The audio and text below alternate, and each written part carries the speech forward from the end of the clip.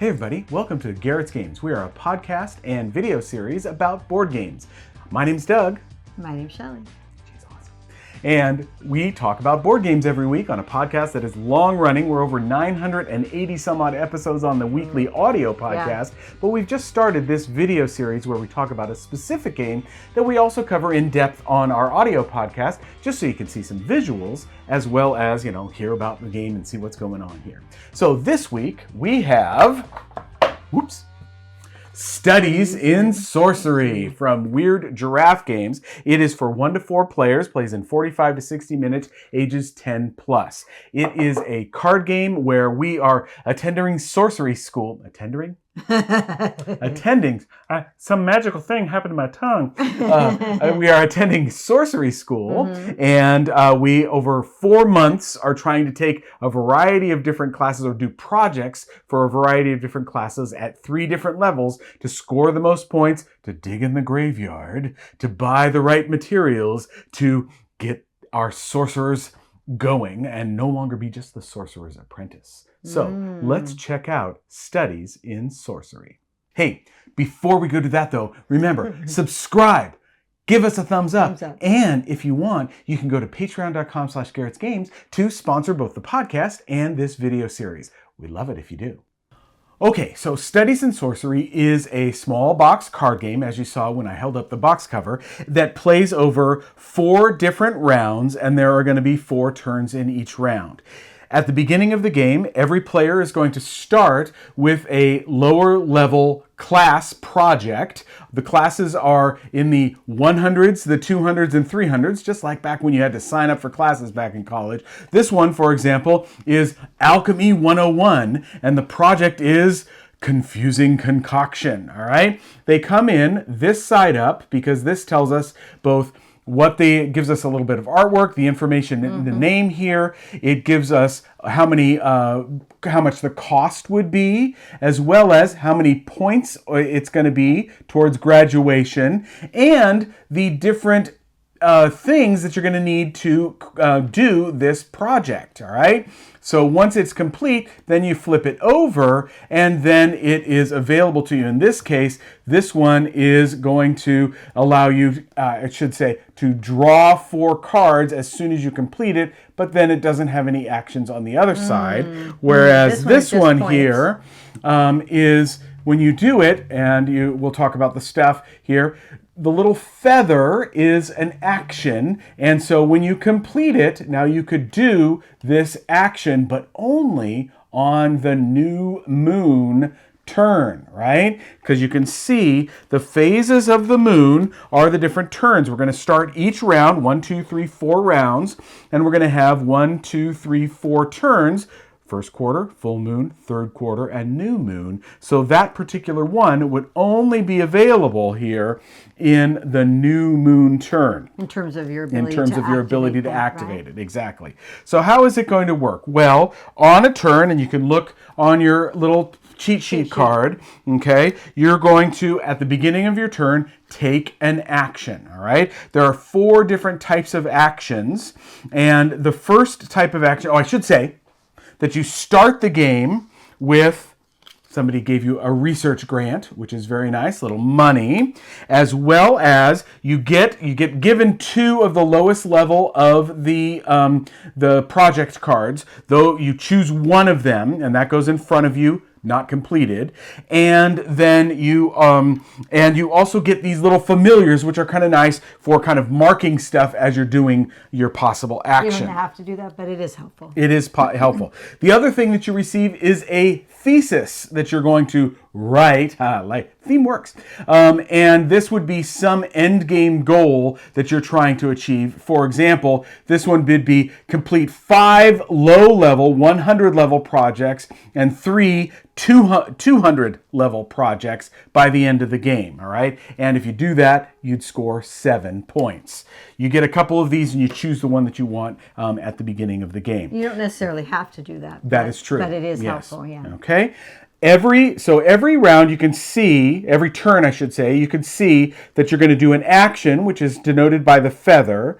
Then you are going to supply 2 of the cards any 2 cards to any of your projects. So you can't do more than 2. You could do 1 and 1 or 2 to 1 project, but no more than 2 to a project at that time. And then, of course, you wrap it up and you go from there, and you do any completed projects you resolve at that point. So, what are the actions? Well, the first action you can do, of course, is buy something. You can use your research grant money or other things. We'll talk about how you get more money to buy as much of the stuff as you want, including projects. Now you can see that these projects range, these lower level projects range in value from $1 to $2 to purchase.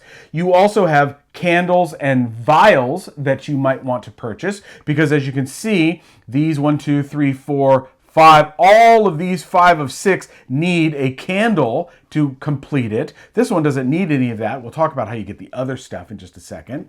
But you're going to want to buy, you can buy as much of the thing. So here I've got $5. I could, even though I already have 1 project, maybe, I could buy, say, this vial for 2. Now, why would I want to buy a vial, though? I could buy this candle, and then maybe this project and this project, spending my $5. I could not try to spend 6. I only got 5. And if I only bought $4 worth, I don't get any change. Sometimes you won't see ones that are value 1, or you won't be able to make it exactly right. So, and it's nice. That's where these little familiars come into play. You can be like, okay, I think I'm going to buy a candle, and I'm going to buy this one, and oh, where's that other one that I'm going to buy? And it kind of reminds you of the things that you're going to purchase, and so on. And that doesn't seem really important right now, but later when you're trying to buy things in a different manner using the way you're going to talk about, then you'll definitely want to mark exactly. it. Because you'll be using stuff from your hand. So the second thing that you might want to do is go dig in the graveyard, okay? You dig in the graveyard from left to right, going towards the deck here, and you look at the card or cards that are here and say, I look at this one, and this is a pretty good one. Notice it could be a skull, it could be a bone. So notice that there are some skulls here or bones. So I could use this as either one of those, not both. Right. Okay. And if I use it as a skull, I'm going to get a bonus because they like it when it's used as a skull. So I would get a +1 if I use that. So this is a pretty good one, but it also could be used for purchasing $4 worth of purchase power if I were buying. So this is a good card. But maybe I'm looking for a particular item like these claws or something like that. I could be like, no, you know what? It's really good, but I'm not. Then if you pass on it, you put one into that graveyard, or that, I should say, like grave plot, and you look at the next one. Ooh. Oh my goodness. $5 and a ring. That one's even better. I could take that one, right? That's good money. If I take it, I replace, so there's at least 1 card in each spot. But say I refuse that one again. Kind of stupid, actually, to do that. Do that, and then I look at the third one. Oh, well, here's my bear claw. It's only worth, or bear paw, skeleton. It's only worth $1, but at least I've got that. If I needed that, I could take that. But I could even refuse that. Another one goes on, and draw one at random, and hey, I got that same thing, okay? And of course, I'm lucky if I want to do that.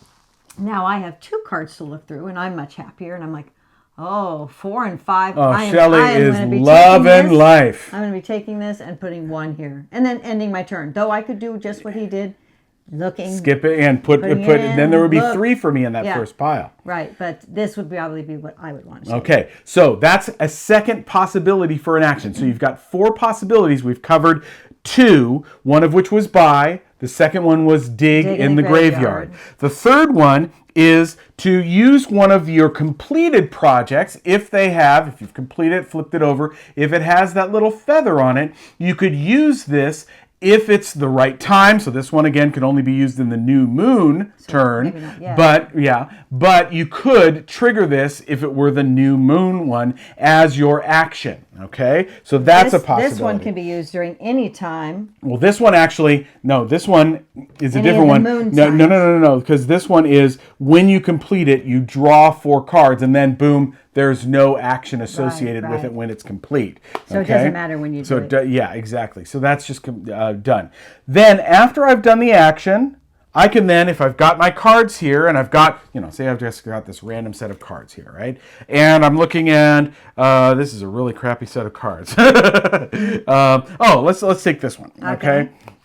Say I've got this card, the Unearth card, and if I've got this sitting in front of me, I can assign either 2 cards from my hand to this, or 1 and 1. So say I've got this one, and this one, say I've got these 2, I could say, you know what, I'm going to assign this bone to this one, and this bone to this one here, okay? And I am 1/4 of the way to completing this one, and I am 1/3 of the way to completing this one, right? I still have 2 more things that I'm going to have to assign to this one, and 3 more things that I'm going to have to assign down here. That is always a possibility. You can always assign 2, but a 4th action could be cramming and assigning cards as your action before you then assign 2 more cards as that card assignment, which always happens in a round. After you've done the card assigning, if a project or projects are complete, you flip them over. You either, as is the case with this, draw 4 cards from the graveyard, and then it's done. Or it's set up so that you can maybe possibly do an action on one of the particular rounds. And you're going to go through and do that every time. When you get to the end of a month, you're going to, of course, move to the next round. These cards, which are the lower level cards, are going to move out. You're going to put more of the second level middle cards in. So you can see it's 2 rows of 100s and a row of 200s, then 1, 2, and 2, 2, 2, and 3, and then 2, 3, and 3 as we go forward. And of course, this resets over here. And you also, before you start the next round, add a card to each of the piles of the graveyard, so those become a little bit more fun and enjoyable because you need those. Also, some of these have been depleted. Right, exactly, exactly. Yeah. There's always at least 1 down here, but this pile's now at 3, and you turn it over and you're like, oh, that's pretty nice. I've got some skulls, and that's good. Okay, all right. So that is the way things work as you go through each 1, 2, 3, 4 rounds in the game. Doing your action, putting out 2 cards, and then resolving and completing any of the projects that you've got completed. You do that 4 times, 4 rounds, and then you're going to add up that one's an X. You're going to add up the points that are on your cards here. You are going to add up any points if you've completed your thesis.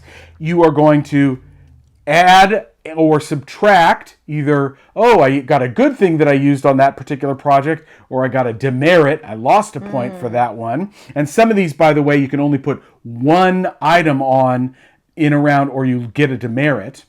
And then the last thing is, for every $8 in your hand that you haven't spent at all, you're going to get a point as well. So basically, if you took this at the end of your turn because you didn't really have something to do, and you're like, oh my gosh, I get she's going to get a point from 6, that. 7, 8, 9, 10. So I could get a point for that. Exactly. And that is Studies in Sorcery. So what'd you think of this one, Honey Bunch? I think it's a great game. It's so much fun trying to push your luck and try to get into the graveyard, or if you're trying to, when you're trying to buy things and you have your hand full of cards where you're using it as money instead of as resources. Yeah. You have to decide how many candles or vials or which cards you're going to buy. And you can only complete so many of them because you can only tuck 2 of those cards every turn. That's true. For the most part. You can do 2 more. Yeah. If you forego some other action. Right, but you're almost always going to want to do one of those actions. You want to buy, you want to collect resources, you want to make sure, or you want to use one of the major, the projects, if you do this, is much better. Like this is draw 6 cards, keep 4. Those are really that's powerful. Really great. But you had to pay good money for that too. Right. Well, you paid $2, $2. and you're going to get 2 victory points by completing it, right? Right. Well, some of these get more expensive than $2. Oh, yeah, for sure. But here's a $5. No. That's 5 points. Oh, It's $5 $2. Sorry, it's But no, yeah, it's $4 for this one. Okay. Right. And this one is going to give you just 4 victory points at the end of the game. Yeah, so you don't get any actual actions that are for it, which would be great for the end of the game. This one's not. Look at this one. This one is $6, and if you commit more than one card to this in a single, you're going to have a negative. Yeah. But 7 points at the end of the game. Yeah, a lot of points at the end. All right. So, but of course, these are only coming in the second half, in the third and fourth rounds. And you're also trying to accomplish your starting card, your thesis. Your right? thesis, that's so these having things, the thesis, right? If it requires you to get so many level 1s or so many level 2s, then that's going to also focus you on which one of these projects you want to try to complete. Right. Complete a project worth 6 or more credits, including any pluses and negatives that are on it. That would give you an extra 4 points. So that would be something you complete that skull thing. This one, it's worth 7. Boom, you've got another 4 points if you got that particular thesis. But you always want to get many cards, and you had to work really hard to get them out of the graveyard, but then you have to spend them. And you're like, well, but I have to pay for these type of cards, the special ones, the vial and what is this, a bag of? The vial and candle. A candle. Yeah. Candle and a vial. I mean, you have to buy those too, so, Yeah, what I like when we get to a card game is when you have multiple ways of achieving things and also multiple ways of using the particular cards. So I like the fact that you're digging in the graveyards, and that's a little bit of luck driven, of course. Definitely. But you have 2 different ways to use it, right? So you can use it to complete projects, or if it doesn't work for any of your projects, you can at the very least use it for spending and buying things. Right. So I like the game. I think Weird Giraffe is doing really cool things. They're the ones who did the New Orleans Battle of the Bands, busking I love that game that we talked about. And you can check the video out on that one too. Yeah. And so this one, Studies in Sorcery, is by Chris Glein, Glein, and Weird Giraffe Games, 1 to 4 players. Really a fun little card game you should check out. That'll do it for this time. Remember, you can support the podcast by going to patreon.com/Garrett's Games. Down in the show notes is an extensive list of games that no longer fit on our shelves but belong on your table. Another great way of sponsoring the podcast. Definitely. And remember, subscribe and give us a thumbs up, and we'll see you next week. Have a good one. Bye. Bye.